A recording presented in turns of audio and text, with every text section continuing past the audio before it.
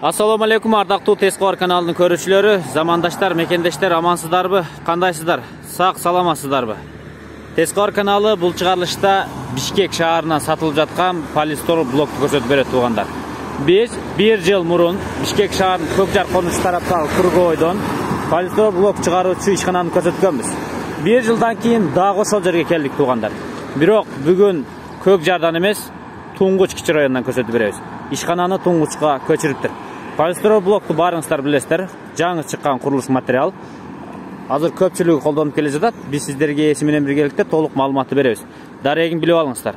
Бул Туңгуч кичи районунан келген негизги трасса туугандар. Туңгуч кичи район борборунда жалгыз жайгашкан Global супермаркети бар. Global супермаркетинде күн батыштан келе жатып Бишкек шаар тараптан жетпей туруп солго ылдыйына буруласыздар. Бурулганда мына ушул базаны көрөсүздөр. Базанын ичине полистирол блок деп кире бересиздер. Biz az içine girdik, işkanага keldik. Azı kelelçi. Полистирол блок бул эмне? Кандай курулуш материалы? Эсинен толук маалымат алалы. Мына ушул ишкананын жетекчиси Бектурсумузда бизди азыр тосуп алат. Толук маалыматты биргеликте биз сиздерге жеткирип беребиз. Азыр бул жакта мына жумушчу агалар ишти аткарып атат. Жерине мына көрдүңүздөрбү, полистирол блоктор куюлуп атат. Азыр могул жакта даяр чыккандары бар. А бул жакта болсо клиенттер келиптир мына. Фура менен жүктөп кетет экен. Фура менен ары жагынан аз жүктөйт.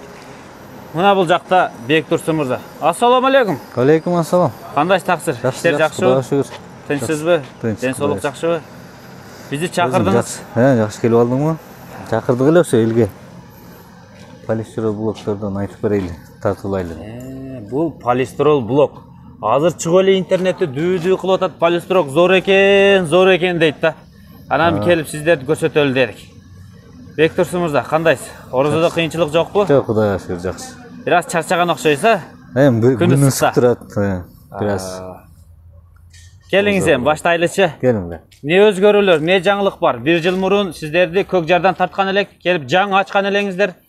Ошто Жалал Абадта дагы бар, а? Жалал Абадта бар. Жалал Абадта. Ана өзгөрүүлөрдөн мына булар кошулуп калды. Өзгөрүү дегенде бул эмне? Бул жанагы эменики. Сесма поездга, перемичкаларга, ошолорго кошулуп готовый да, опаловка коюлбай эле, сразу ушунун ичине эле арматура токулуп куюлуп кете берет. То есть сесма поездтерди ушу менен куйса болот. Жеңил болот, а? Анан плюс жактары жанагы бетондорго эме болот, конденсат болуп көгөрүп ошондой нерселер болбойт да, мындай ичи сыктуу учуплённый болуп калат. О бетон ортосунда калып кетет да. Бул көгөрбөйт ошондо. Көгөрбөйт, уже учуплённый. Бул ичинде пенопласттар көрүнүп атпайбы? Пенопласт бар да. Чүйлүк туугандар ала турган нерсе экен да бул, а? Бул ошо. Атайын ошого быйыл алып келдик бул. Былтыр жок эле бул. Быйыл. Ама мен билип жаңы болсом Бишкекте да башка жокпу дейм. Азыр пока бизде эле бул. Жалгыз сиздерде. Бул эми чүй боорунда билесиз, бул жер нымдуудагы көгөрө берет. Тумбаларчы. Ошо. Семет жерлер. Ошого алдырган атайын. Ошого алынат да. Жумушту дагы ускорейт эдет. Например, бетон куйсаң күтүшүң керек. А буну күтпөй эле коюп үстүнөн дайш коюп кете берсе болор. Келеличи, бул полистирол блок бул эмне өзү? Муну түшүнгөндөр бар, түшүнбөгөндөр бар. Түшүнбөгөндөргө кандай деп түшүндүрөсүз? Мунун артыкчылыгы эмне, плюсу кандай? Түшүнбөгөндөргө мунун плюс жактарын айтып кетели. Учуплённый. Биринчи. Азыр баары эле тамды сыртынан учуплять этип, базалит менен пенопласт, жанагы пеноплекс. Андайдын кереги жок эчтеке. Коюлду, бүттү, ошону менен эле сыртынан клей тартылат, жөн эле обычный эле. Ичинен бир сыйралеш, родван шпаклевка тартылып, сразу обой болот.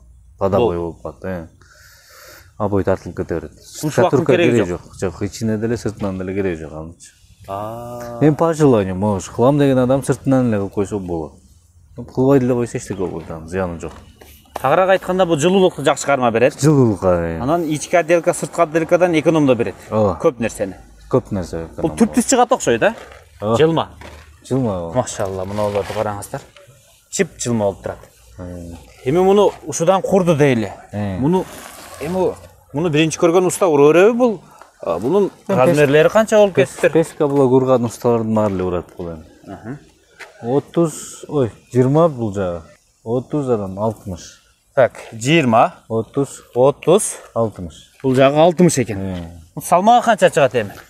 Қиналбайбы ұсталар көтере беріп? Жоқ. Салмағы 17 килограмм. 17 килограмм.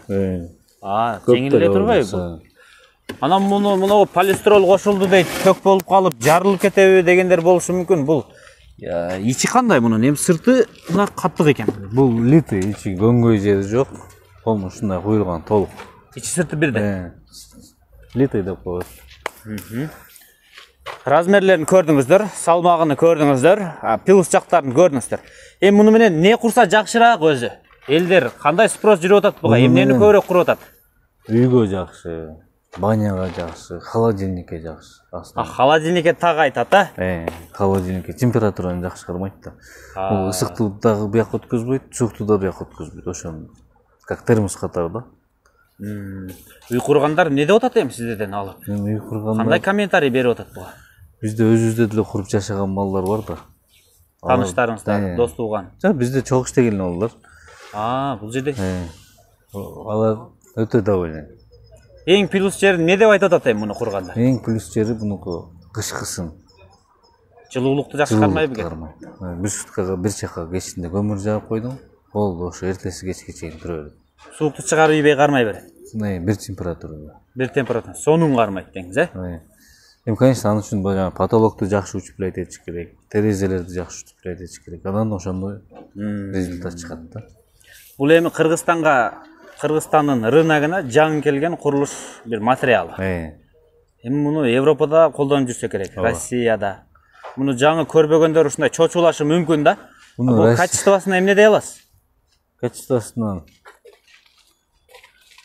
текшерип көрөсүң, каалагандай кылып текшерип беребиз. Кухняга кухонный мебелдерди кандай көтөрөт? Жүктү. Жүк көтөргөн боюнча бир шуруп 40 килограмм вести кармап турат. Бир эле шуруп менен. Бир шуруп азыр 40 килограмм көтөрүп турат, Так, мында эмне бар эми? Жөн эле. Кана бир көтөрүңүзчү кол менен оордугун көрөлү. Мында жөн эле суу бар. Суу болду, коюп жибериңиз. Мына ушуну кармап турат экен да? Бир эле шуруп кармайт.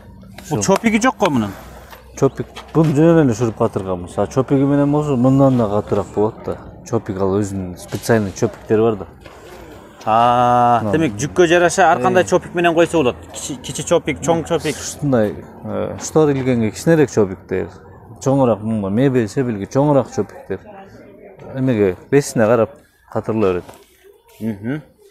Эми дагы бир тактай турган бир суроо бар. Бул негизи полистирол менен цемент түзөт экен. Дагы кошумча кошула турган химикаттар, бир нерселер барбы негизи мунун? Фиброволокно кошулат, армировать эткенич. Армировка деп коетчу. Трещина, майда чүйдө бирдемелер болбогончу. Связка. Связкага. Бул эмне бул? Суюктук. ЭСДО деп коет. Бул российский бар, анан германский бар. Биздин германский. Былтыркы российскийден чыкчу. Быйыл германский өттүк да. Бул жакшыраак. Айырмачылык ушул, айырмачылык. Бул дагы жакшыраак болот экен да. Бул ЭСДОну кошсо кандай плюс жактар болот экен?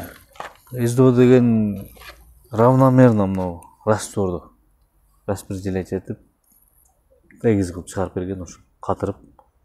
Прочностью. Бул кошулбаса мынау жакшы эме чыкпайт экен качествочу. Сынып кетиши мүмкүн, ыдырап кетиши мүмкүн, Бул экөө обязательный да. Бунсуз уже полистирол болбой калат. Бул жагы бар деңиз. Сапаттуунун баасы канча болот эми? Канчадан сатып атасыздар учурда?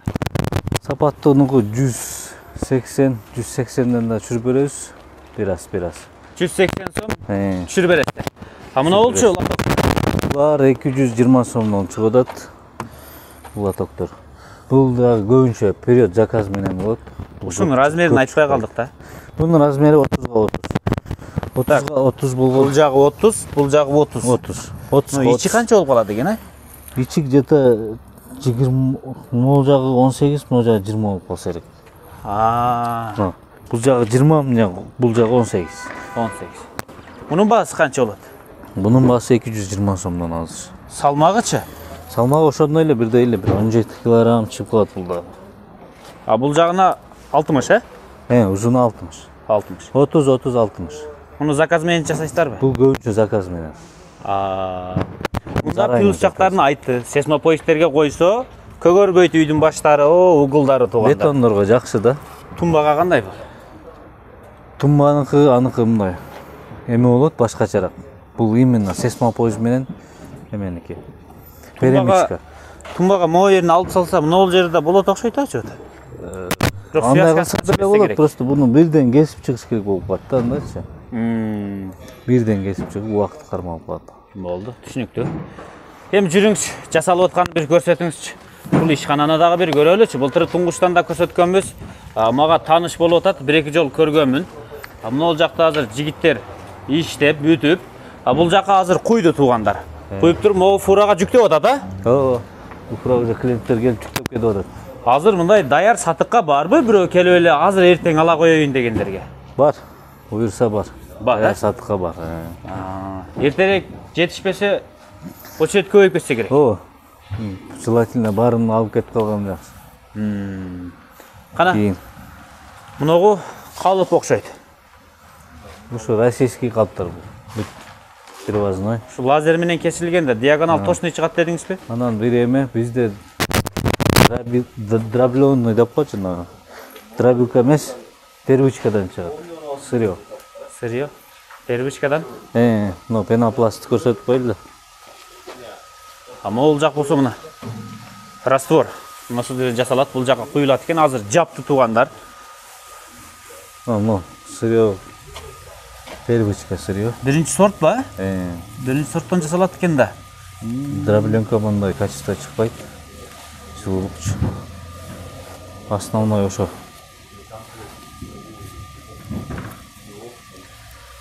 Мына цемент. Араванский цемент дейт, ушундан жасалып атабы? Ооба, Аравандан келет цемент. Аравандан келет дейт цемент. Привозной. Жакшы цемент туугандар Араванский. Негизги бөлүктү ушуну менен муну түзөт. Анан да эки кошумча химикатты көрдүңүздөр, ушул жерден жасалып чыгат экен. Баасын да уктуңуздар. Азыр ушул эле кызмат болуп атабы же дагы башка кызматтар барбы? Дагы бизде утепление, крышаныкы бар, пеноблоктун жидкий раствору менен барып, ордуна үйгө барып ошол жерден куюп беребиз. Черный потолок ба? Черный потолок. Чакырса үйгө барып, өзүңүздөр куруп бересиздер. Куюп беребиз. Бишкекте жасап аткан жерлер барбы? Бар. Кай жерди көрсөтө аласыз бизге? Сазы көрсөтүп берели. Кийинки жерлерде. Так. Нол жакты эми тактайлы, жыйынтыктайлы. 220 сомдон жанакы лоток сыяктуу. Полистроблок 180 сом. Дайым ушундай баада болобу же өзгөрүп турабы баасы? Өзгөрүшү мүмкүн. Мисалы эмненин натыйжасында? Сырьёдон. Сырьё. Бүт баждык привозной. Сырьё арзандатып кош, көтөрүлүп калышы мүмкүн. Ушундай болсо ушундай турат.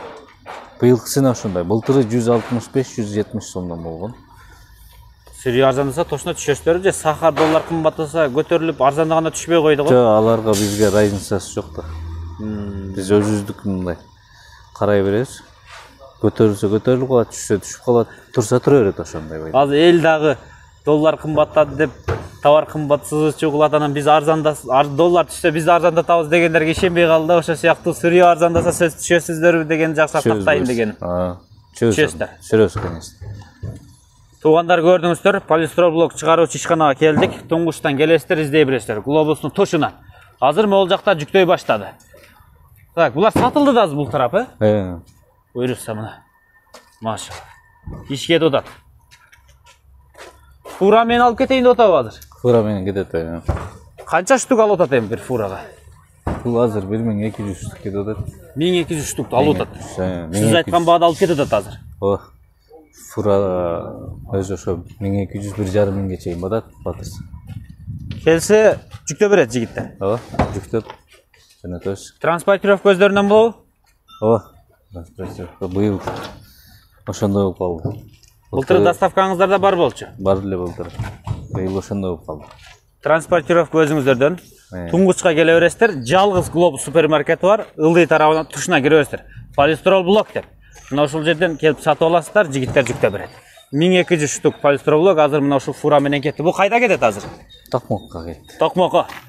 Дагы бир кызматыбыз бар дедиле, черный потолокту утепление кылып беребиз деген. Азыр келдик башка бир жерге. Айттык элекко барабыз деп. Мына көрдүңүздөрбү, черный потолок. Монтип утепление кылып берет экен. Мунун пилусу кандай? Азыр көпчүлүгү сары топурак менен кылат эле, сары топурактын айырмасы кандай? Ушуну толук билели. Көрдүңүздөрбү? Катар менчил. Таксыр эми айтыңыз, мунун өзгөчөлүгү эмне?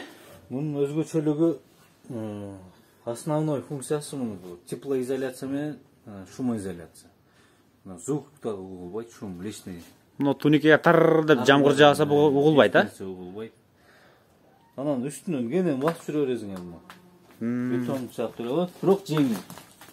Мына Топуракка караганда канча эсе десек, бир 5-6 эсе эле жеңил болуп калат. А бул наоборот жеңилби? Квадрат метри 20 килограмм ушундай эле чыгат. Жеңил. Мен муну цемент оорбу деп ойлоп. Бул составында не бар мунун? Жумшак, жылуу основной. Составы цемент менен эле пена. Пена. Да, өзүнүн кошун волокно бар, фибра волокно. Ал деле ошо жанагындай армировать эткенге жарылып кетпеген. Мындай микротрещина болушу мүмкүн, бирок анын эч кандай вредности жок. Сары топуракта жарылып кетпейт, а бул? Жок, ушундай болуп калат, болду. Майда трещина болушу мүмкүн экен туугандар. Ал микротрещина бетондо деле болот да. Микротрещина да болот. Атак мына куюлганына 3 күн болду. 3 күндө уже мына адам көтөрөт да, басып жүрсө болот. Болду, ушу. Бир жума 10 күндөн кийин уже вообще катып калат. Так, менин түшүнүшүм боюнча туугандар, бул шумоизоляцияны жакшы кармайт, жылуулукта жакшы кармайт. Демек, жанагындай полистирол блок менен үйдү куруп туруп, потолок тушу менен кылсана жылуу болот экен да. Нак жылуу, а? Анда ошо термос болуп калат да, ошо жана мен айтып аткан малдардыкы үйүн ушуну менен полистирол менен салып, үстүнө менен куюп бергенбиз да.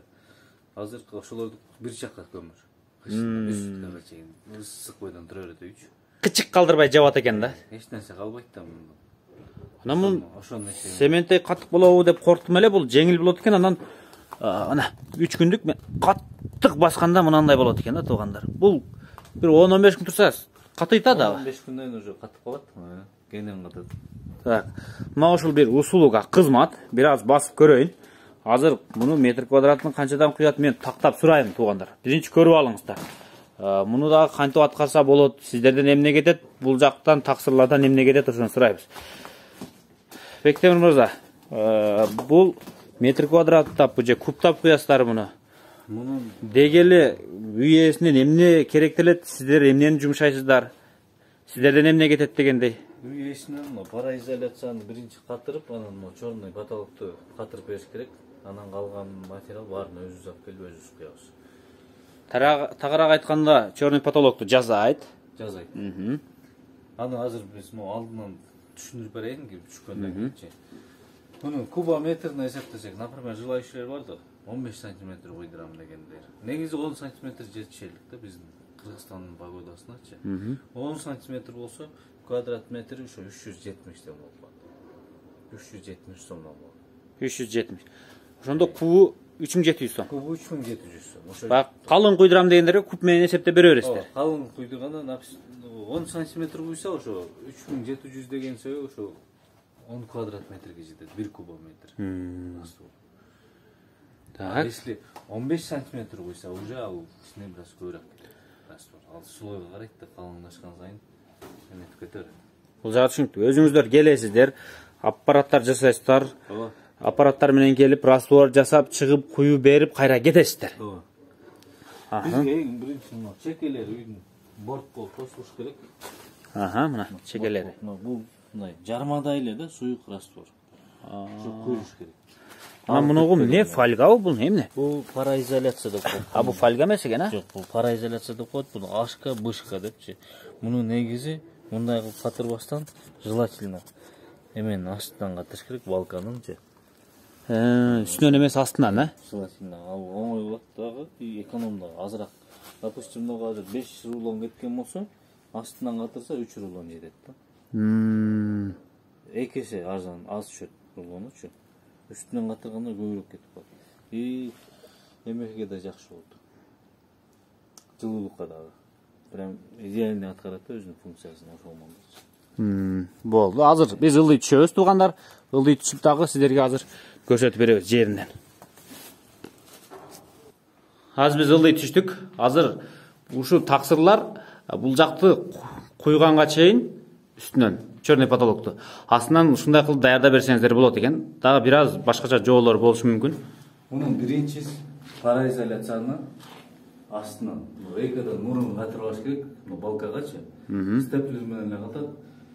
Geç kança vaqt almayı bir. 15-20 minutuna bir komanda. 15 minutda. Omoyda болады. Anan ekonomda болады. Бұл эми хозяиндин өзүнө жакшы да. Анын катырып бүткөндөн кийин уже рейка катырылат. Рейкада бирок ушундай да, расстояние ачык эле катырылып кетет. Не обязательно мындай идеальный рейка болушу. Гарбилде эле боло берет. Ойзбуде эле боло берет жана 9-лук шу. Ар ким өзүнүн каалоосу менен эме ошондой кылып катырса, негизи моундай деле жарай берет, а? Моундай деле жарай берет. Единственное, бул рейкадан мурун паразитацияны катырып койгон. Ашка, бышка деген бар, ошонун бысы. Бул үй как раз ушу биздин полистиролдон курулган үй. Бул полистроблок ба? Полистроблок. Бир көрсөтөйүнчү кана. Так, муну клей менен урганбы? Клей. Клей менен урган. 30 сантиметр жактысы урган, полный покров ичинде бар. Полистроблок менен урган. Сиздердин полистроблокпу бул? Бул биздин полистроблок. Былтыркы чыгарган полистроблок. Бул былтыр. Бул устадан дагы, ургандан дагы бир өзгөчөлүк болот окшойт, а? Ну, тегиздүү. Ушуга деле азыр родон тартылат, род сразу эле обой чапталат уже. Ошол жактардан эконом болуп. Сыртынан деле жөн эле клей чапталат. Болду, жылуу. Көрдүңүздөр туугандар. Сиздерге келип көрсөттүк, полистроблоктон келип курулган үй, полистроблок менен келип үйдү курдуруңуздар. Курдургандан кийин үстүнөн теплый черный потолок сиздер да жасатыңыздар. Өтө жылуу болот экен. Анда эмесе биз видео жыйынтыктадык. Саламатта калыңыздар. Аманчылыкта көрүшкөнчө. Көрдүңүздөр, таксырлардан 2 кызмат бар экен. Полистроблок жана черный потолок. Биз эми сапарыбызды жыйынтыктадык. Кайра артка кайтабыз. Буюрса мына ушул жерге келип көрсөтүп бердик. Аманчылыкта көрүшкөнчө, видеолорду класс басып, комментарий кылып, жакындарыңыз менен бөлүшүңүздөр. Ойлонбой туруп мына ушудан курсаңыздар да болот экен. Өзгөчөлүктөрүн айтты туугандар, баарын айтты. Баняга, үйгө, холодильникке өтө жакшы деди. Анда эмесе сапарыбызды жыйынтыктадык. Аманчылыкта көрүшкөнчө, саламатта калыңыздар.